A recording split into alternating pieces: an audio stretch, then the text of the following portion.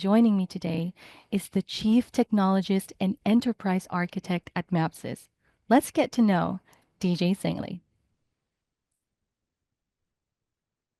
Hey folks, I'm DJ Singley. I'm excited to be here with you today, and I want to thank you all for joining. Right, I've been here at MAPSYS for about 15 years now. It's been a career into and of itself. I was previously at IBM, and I've been doing this AI thing since before COVID, which at this point seems like a long time. As an ex microprocessor design engineer and a seller here now at MAPSYS and one who leads the business. I'm excited to explore all that AI can do for you and your business. So these sessions are a little bit different, right? We're calling this our master class. We had quite a bit of attendance the last time we did a session on AI, so much so that I couldn't possibly get to all the questions at the end. We are splitting this one up into 3 sessions, and this first session is really a primer to get you folks really interested in what we're doing and how to get started and why to even do this thing.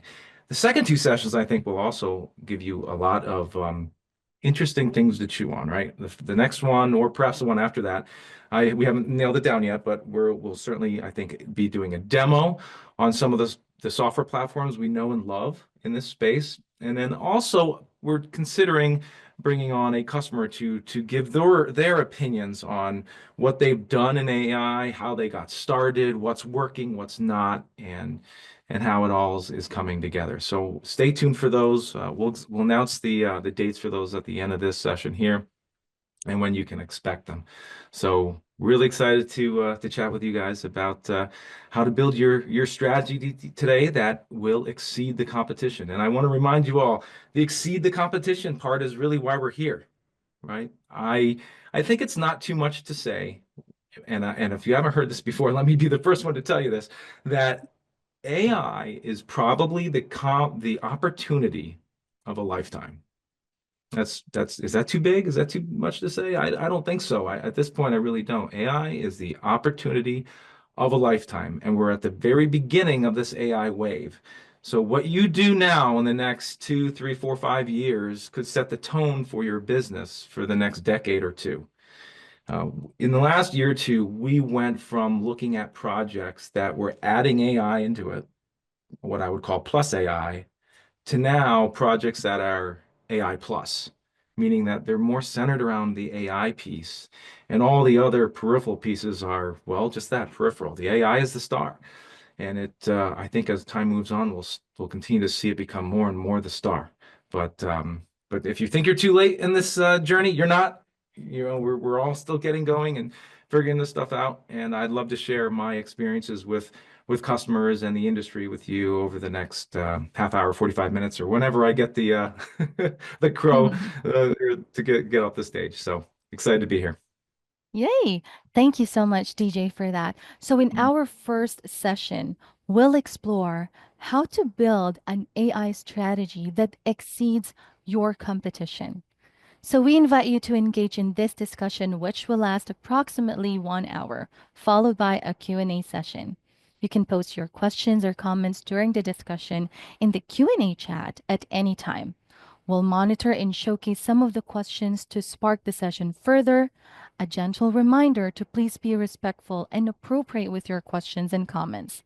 Any inappropriate comments will be removed along with the attendees posting such comments. If you can stay for the full event, be sure to watch the replay and set up a meet and greet with our expert. And please expect a call from a member of our team in the next few days to gather your feedback, complete your voice verification, and set up your meet and greet if you want one. Now let's kick things off. Let's look at our first data set. So we ask about 154 business and technology decision maker to share their AI goals in 2025. And let's look at what they said. 39% of them shared it's generative AI, while 23% of them stated it's predictive analytics, followed by 18% who stated it's conversational AI, 10% who said robotics and automation. Now, DJ, does this align with what you see out there? And how realistic are the most common AI related goals in companies today? Yeah, yeah, no, this is very much what I would expect from the panels here. I the maybe save the quantum and machine learning part. What are you folks doing? The 6% of you out there, please give me a call. I'd like to understand what it is you're doing. Quantum computing certainly fascinates me, and we'll be getting into that quantum era in the coming decades for sure. So congratulations to you folks that are doing that. But before I sort of dive into each one of these little right here, I would like to just reiterate when I view this AI, your AI plans for the future, and I think when you view them, I think it's important to say you want to be competitive against your competition, right? And I've certainly had a lot of conversations, and maybe some of you folks out there that I've had conversations with even recently about how you are implementing AI in your business. And there's some folks out there that are using pre-built applications and programs that from their favorite software vendors, whether it be Oracle, SAP, Manhattan Associates, whoever it may be. And their AI strategy is to adopt whatever their vendors are doing. And that is certainly an okay strategy, but I submit to you, all of you out there, that at that point, you're really just keeping up with the competition. All of you folks in those different business verticals, you're all using the same software packages. And if you're all doing the same thing, you all have really just kept up with the Joneses, which is great. Great, it's good, but you're really not using AI to its fullest. You're not doing anything that no one else is, and you're not getting a competitive advantage that no one else has.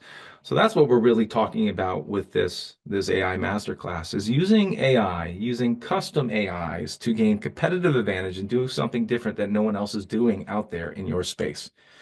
So when I see the answers to these questions, generative AI, well, thank you for to ChatGPT.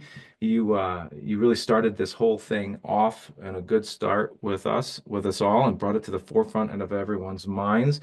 Now, I would suspect that most folks out there are looking at chatbots, right? Whether it's Microsoft Copilot or actually ChatGPT and whatnot. I think that's really good.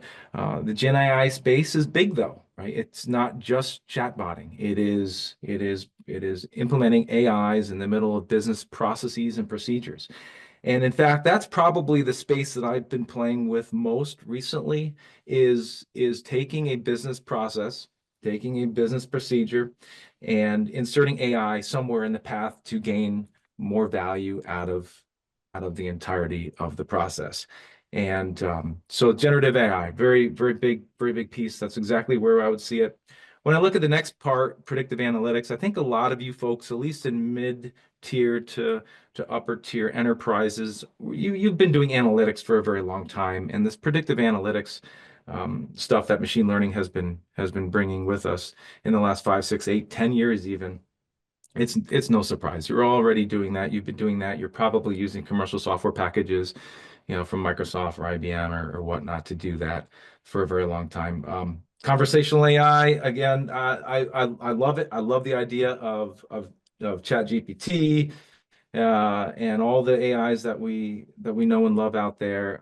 I'm not surprised. It's a low-hanging fruit. It's a great way to just get your feet wet with AI, although I don't love it completely. There's a couple of problems with it, I think, that we maybe I'll uncover during the next slide and we can talk more about it. I think it probably belongs on the next slide a little bit, that conversation. But let's put a little asterisk in that one. But as far as the rest here, yeah, it's a couple percentage points here and there, and I think you guys are all on the right track here with that. I will come back to the idea of when you implement AI for the first time. Trust me, folks. Trust me, trust me, trust me. Especially Gen AI. What you really want to do is keep the scope of your project as absolutely narrow as possible to make sure that you can see the benefits of your AI strategy come to life, and you're not going to be subject to scope creep. Scope creep will kill projects, especially AI related projects, when there's so much unknown and folks just really don't understand exactly what they're doing, why they're doing it, what is really going to be the benefits of it. Additionally, when working on a Gen AI product or project within your organization, it is of utmost importance to to try to quantify the business benefits and the savings of using generative AI or any AI in general upfront. And listen, I know most of you are probably saying, "What? Of course, I'm going to do that." That is not the case in about half the conversations I have. Is AI is such a hot topic. They just want to do it. They're not exactly sure what they want to do or how it works, but they really don't understand what it might do for your business when it comes to saving you money or creating new revenue streams.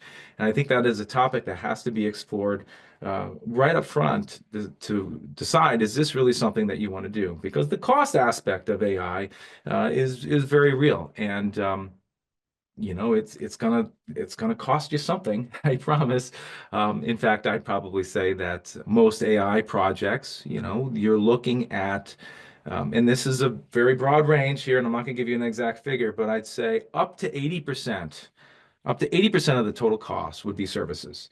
So that means that if you don't have folks internal to your organization, an AI center of competency or a center of excellence, as it were, then, well, you'll need to lean on consultants, consultants from companies like myself or maybe the big four, Amazon, Google, IBM, Microsoft, to come in and teach you or do this stuff for you. Again, there's plenty of smart, capable software organizations out there to help you, help you do all this. So, at any rate, I think that's a big thing that most companies really, or most folks that are looking at this really need to quantify first as they go down their AI journey. So, yeah, what do you think about it, Ella? I think that covers that for the most part. Yes, absolutely. Thank you so much for that wonderful insight, DJ. So, moving on to the next slide, we reach out to the same group, of business and technology decision makers to understand their main challenges to incorporate AI into their daily operations. Now, this is what we've gathered. 32% of them stated it's data confidentiality. 20% stated it's cost. 18% stated its security challenges, followed Mhm. by 18% who says lack of understanding, 16% challenges managing AI projects. Now, DJ, what do you think about this data? And what do you think are the most common AI related roadblocks? Yeah, this is a really good slide, and I think most of the folks here that answered the survey are right on the money. Listen, everyone, data is your company. Your company's entire value is locked up in your data. So how do you bring a generic AI and meld it with your data to provide business benefit? So about 5 years ago, six, something like that, at Stanford University, we came up with this concept of a foundational model, foundational AI model. AI models can do lots of different things. They can do generative AI, they can do chatting, they can do image analysis, they can render videos, they can do something that creates new works, right? And there are all sorts of them. In fact, there's so many, and a lot of them are open source. They're almost innumerable now, and you can certainly look at some open source examples at huggingface.com, for example, and take a look at all the different foundational models out there. So the idea here is that we want to take foundational model and infuse it with your company's data. Think of the foundational model as kind of the base smarts of humanity, if you will, or at least in whatever that model was trained in. It could be, HR tasks. It could be process and procedure tasks. It can be widget assembly tasks, whatever it may be on your assembly line. And then you infuse your company's data in that model. Okay. And I'm talking about this so much because, listen, folks, this data is your company. It is why you are so valuable. You have to protect it. You have to keep it confidential. And um, I was just recently talking to another customer who started out with ChatGPT, and they really like it a lot. And they didn't realize they can opt out of using their inputs as training data for the next versions of ChatGPT. And they were a little horrified at that, right? Like, you mean this entire time I've been dumping my questions and some of my confidential data into ChatGPT, and they're going to use it for training? You got to be kidding me. Like, listen, that is not quite the AI that we're looking at here and developing. So, the data confidentiality is a big part. Data is your company. Got to keep it confidential. ChatGPT, Grok especially, they do not keep it confidential.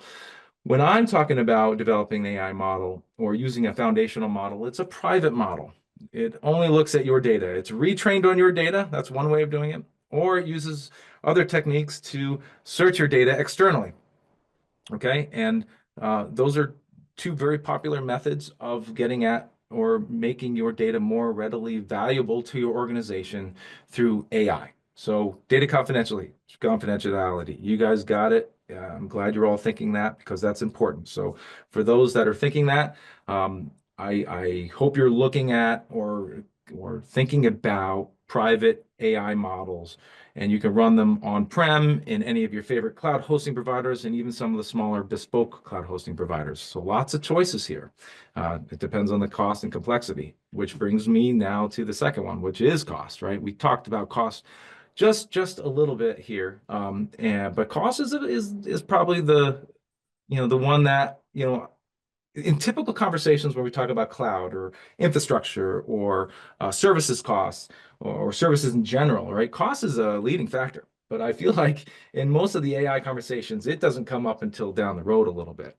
And I think that potentially could be a mistake, right? You want to make sure you understand what those costs are sort of upfront so you can weigh the benefits of doing the AI. What did it just save your business to the cost that it cost your business to actually implement the AI?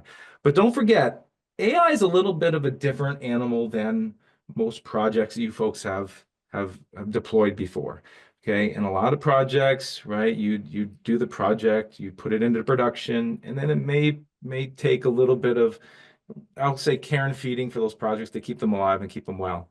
AI could potentially be a lot different. The care and feeding of the AI could be a lot more in that cost column. Listen, AIs typically will age themselves out of usefulness, depending on how your data has changed or how they have access to your data, or how we implement and build the AI applications. So there, you have to understand also what the ongoing cost of running an AI in an application will be over time. Not just the first year, because that's going to be the big one when you put it together, but the second year and the third year. And but here's the thing.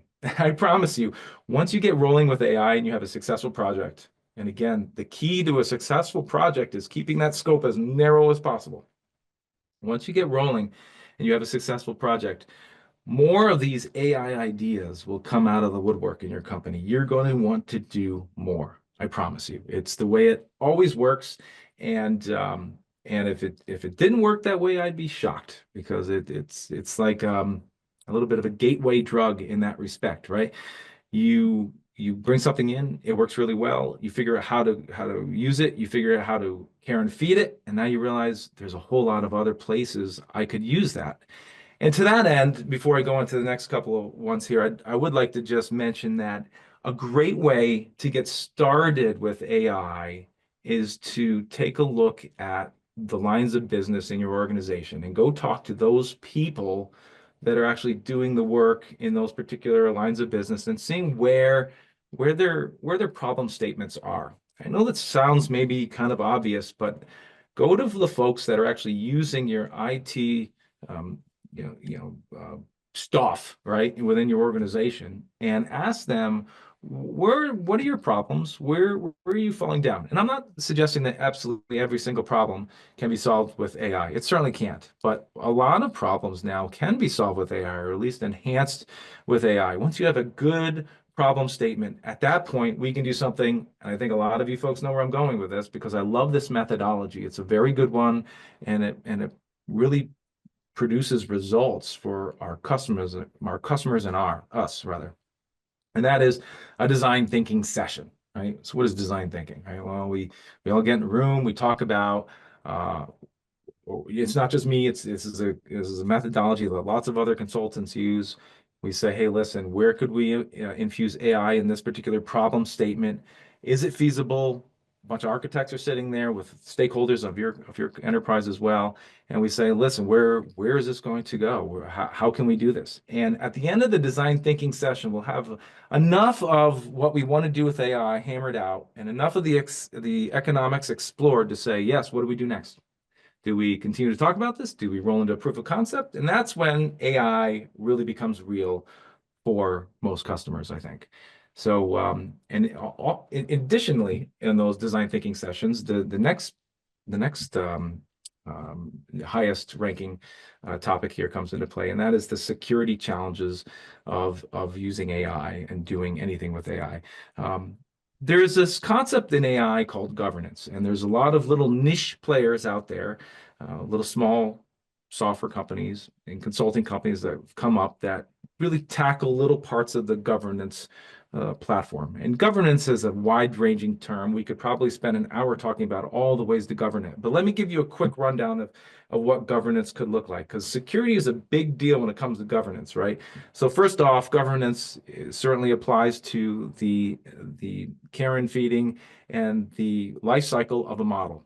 These models have life cycles. They need to be born, they need to be tested, they need to be QA, they need to be put into production, they need to be monitored, making sure that they both are being used in the correct fashion and providing good results to the users.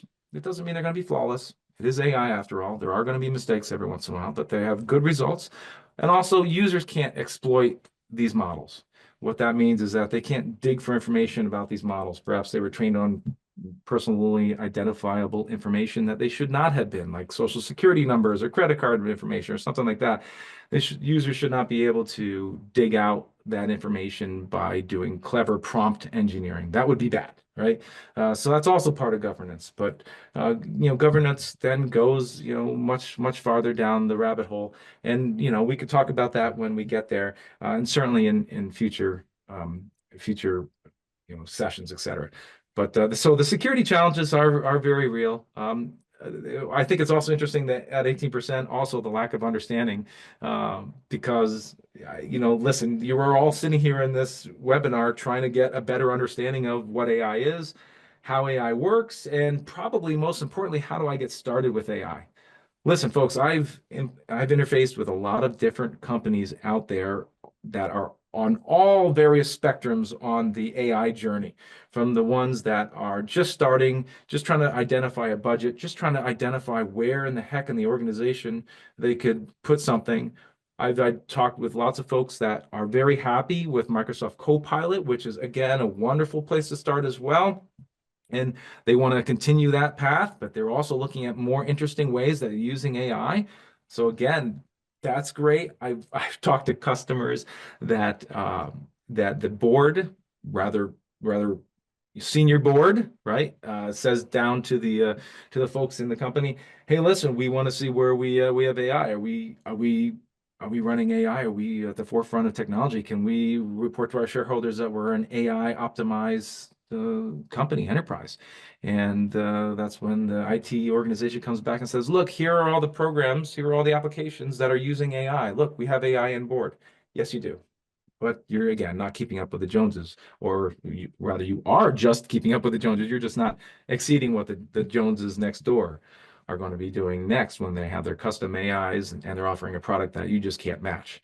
So, listen, it's the understanding piece. I get it, and the best way I can tell you to get over that understanding piece is to talk to folks like myself. Talk to and attend more of these webinars and do as much reading as possible, because like cloud was 10 or 15 years ago, AI is sort of at this nascent stage right now. There's a lot of folks trying to decide or decipher how to get into it the best way they can. And I'm telling you, just eat as much information as you possibly can going forward, trying to understand this stuff. Let's see, anything else here that would be interesting, Ella? I think we talk about challenges, managing AI projects. I get that. AI Mhm. transparency.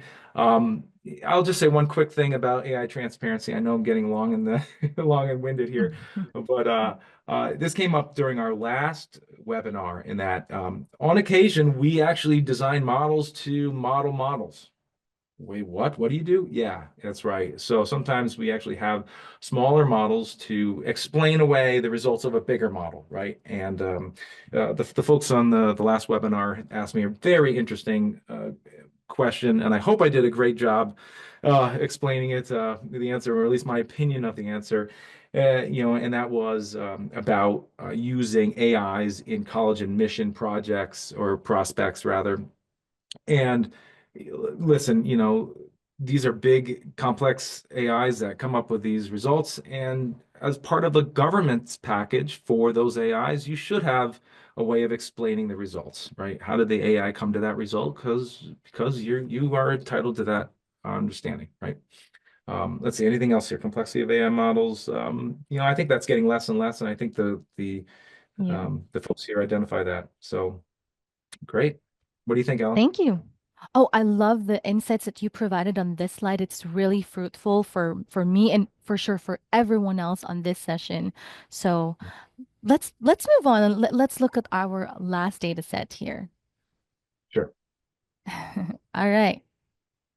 So for our last data set, we collected insights from business and technical decision makers, to determine which areas, you know, they plan to implement AI solution in over the next 12 months.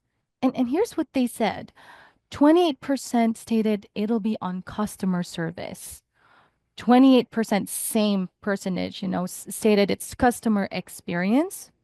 21% stated security assessment, threat detection, followed by 21%, another 21% that's focused on predictive analytics. Now, DJ, what are your thoughts about these statistics? And in which departments will you get the greatest ROI on AI investments? Awesome. This is great. I think the crew here that are on the phone with us, they understand what is going on with AI because that's basically 60%. I kind of lump those both in the same category a lot of ways when I talk to customers. 60% of you are really looking for what I'd call the low-hanging fruit and the customer experience, the customer service reps that have to deal with customers every day. I should say have to. I should say get to deal with customers every day. This is exactly the low-hanging fruit that I think most folks are really looking for.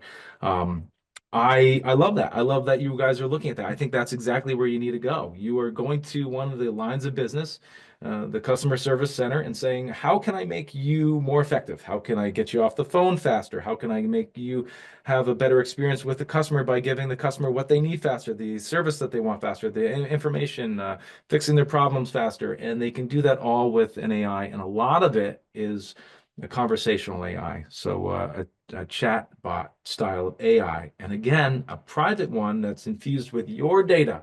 So it understands what customer records are. It understands what your SKUs are. It understands what you're selling in your business and what we're all sorts of services that you may offer because it's been infused with your data in such a way. Right. So I think that's perfect. You guys are right on the money when it comes to that. And I think that's really, really great. Again, I would say to get the easiest way to get started and what I've seen with this is especially in the customer experience part and the customer service part is that there's a lot of I shouldn't say smaller, but they're certainly smaller than the big three or four. Um, Large AI companies, right? Google's, IBM's, and Microsoft's of the world, right? Um, but a lot of you would get started with a point solution, and that's not a bad way of doing it. But I would just say I would just caution you in one instance here is that largely these point solutions are exactly that. They bring in AI, they get you kind of started, but they're really only good for that one chatbot that works for with customer service and IT. And potentially, you should broaden your scopes a little bit. And I'm not saying not to do it, but I am saying just to look at what the broader scope would be. Potentially, that broader scope, the other tools that are out there from other vendors could actually help you with that point solution, that customer service solution, that customer experience solution. So just make sure that you are looking at all of the solutions at the same time and getting, I think making sure that it's the right solution for you and your business. Because again, once you got something in with AI infused in it and it's working well and it's providing good ROI for you and your business, I promise you, this is a gateway drug. You're going to want to do more projects with AI. And typically, the point solutions teach you how to do something, model life cycle, no governance. I've seen that a lot, unfortunately, although we can add governance typically after the fact. Teach you how to do it one way, where all these other AI projects that are coming in the door will probably go a different way when it when it comes to that. So but listen, you guys are on the right track there. Let's see a couple other things here. The security and threat detection. I love that. I personally haven't seen a lot of that in my travels here. I've heard some anecdotal evidence from some folks that I have been talking with that they've heard of, big projects with Google or IBM that they kick off and they use AI for a big data center threat detection thing. And listen, I would love to be involved with that, but I just wasn't. I've heard of them. I just haven't done anything with threat detection. I typically deploy point products in the security portfolio, which are a lot of to do anything to do with security. Predictive analytics, you folks are doing a lot of stuff there. Um, Recruitment and interviewing, that is really interesting to me. I just picked that out because I've been talking with a recruiting company that is looking to do something with that and really infuse their own application with that. So good for them. And I think they're going down the right path. So yeah, I think it's pretty great. So I like this slide a lot. This was a lot of good a lot of good ROI thoughts from you folks. It matches my own. Perfect. Thank you, DJ. Um, I actually wanted to I wanted to share a question from the audience. Sure. ROI in customer service, is it to remove reps?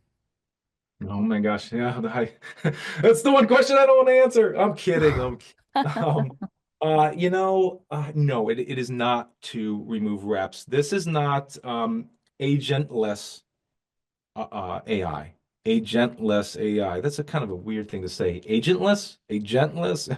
Uh, Mhm. However you want to say it. This is not to remove reps. No, this is not an AI making decisions without a human uh, talking with the customer. This is only AI to augment a human and make them um, more productive ultimately. However, you measure production in those customer service roles. And again, a lot of it when I talk to folks on these low-hanging fruit on the AI ladder, they look at call centers, right? So how do you make a call center more productive? Well, you need to get the folks on and off the phone as fast as possible. That's what they typically talked about. I'm not saying it's right or wrong. It's just what they typically measure on. So that's a great way to infuse AI. They get their answers because I type it into a chatbot, they get the answers to the customer faster, and then they're off the phone and on to the next phone call. So that's one way of doing it. But they also, a lot of these phone centers have customer service questionnaires at the end of your visit. And you'd be surprised. A lot of folks take those questionnaires and answer them. And, mostly when people are mad, they answer them, right? So they can very easily tell, did AI help me from when I implemented it to when I didn't implement it? Well, yeah, you could see the results literally the next week. Did you have a lot less mad folks answering those questionnaires?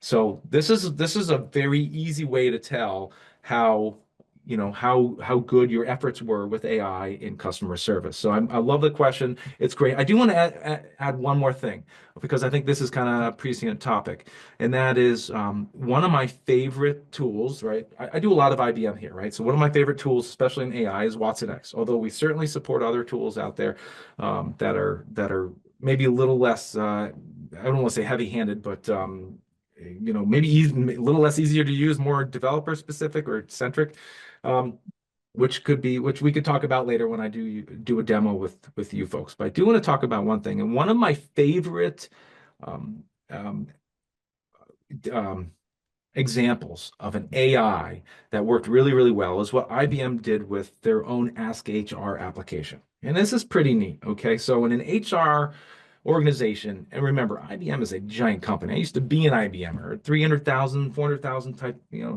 that's the type of number that we're talking about here with people working at the company. That's a lot of people that work for IBM, right? And when they have an HR question, they have to call an HR partner and they have to ask that question. It's a very big company, very complicated, lots of different answers. IBM rolled out an AI application called Ask HR. And This allowed the HR department, to your point, to reassign some of these HR resources to other places. Now, in this particular case, I suspect IBM was so big, maybe some of those people um, found places outside of the company, right? But Ask AI Mhm. HR is an amazing application. You're able to sit there and you're able to say, "Hey, listen, I want to create my vacation from this date to this date, turn my out of office on, alert my teammates, and tell my manager." Done. Does it all. Hey, Ask HR, I signed a confidential agreement when I first started with the company. I don't remember what it is. Can you show me the agreement? Bam, right there. You know how long that would take a HR partner to do all of those type of things? Hey, Ask HR, I want to know what my 401k options are. Do I still have a pension? How do I access it? What is my username and password? Reset my password for me. It does all that type of stuff. So a wonderful use of AI, and it was certainly a low-hanging fruit, at least for a company as big and as complex as IBM, a very low-hanging fruit. So okay, so that hopefully that answers your question. Again, long-winded, but there's so much to this technology. I'm very passionate about it.